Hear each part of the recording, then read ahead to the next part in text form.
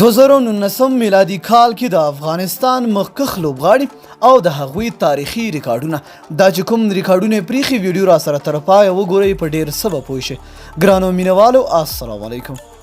2019 میلادي کال هم تیر شو. 2020 میلادي کال پیل شو.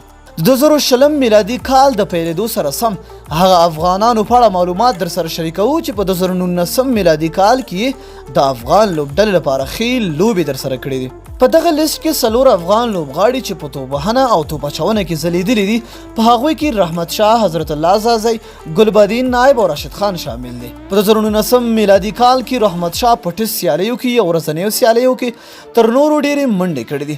هغه په ټیسټ سیالیو کې 280 منډې ترلاسه کړي او په یوه پاڼۍ کې بیا زیاتې منډې 102 دي. هغه لومړنی افغان توپوهونکی دی چې په ټیسټ سیالیو کې سلیزه وهلې ده.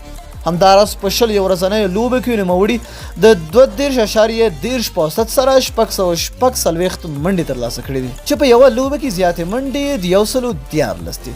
حضرت الله زازی بیا په شل ورځو لوبو کې ډېرې منډې ترلاسه کړې دي. هغه په 10 ورځو لوبو کې د 38.33% سره 315 منډې ترلاسه کړې دي چې په یوه لوبه کې تر ټولو زیاتې 102 سوځېدلې منډې کړې دي چې دا په شل ورځو لوبو کې دویمې زیاتې منډې هم دي.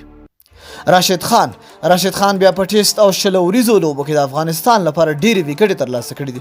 نوموړي په 10 شل ورځو لوبو کې 10 لوبغاړي سوځولي دي چې په یوه لوبه کې غوره توپاچونه د 20 منډو په بدل کې 15 لوبغاړي سوځولي دي او همداراز د 4.1 اقتصادي توپاچونې ترسره کړې ده. نوموړي بیا د ټیسټ په 3 سیالیو کې د 15.8 په اوسط سره 21 وکټې ترلاسه کړې دي. ګلبدین نایب بیا په یو ورځنیو لوبه کې تر ټولو زیاتې وکټې ترلاسه کړې دي.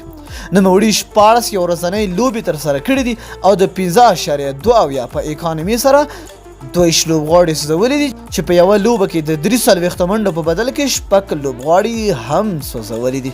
همدارنګه بیا د افغانستان کرکټ بورډ هم دغه افغان لوبغاړو ستاینه کړې.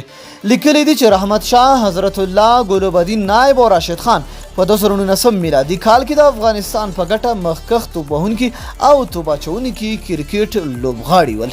نو دوستانو تاسو هم لاندې په کمنټ کې موږ سره دغه افغان لوبغاړو په حق لا کمنټ کې او څه ولیکئ.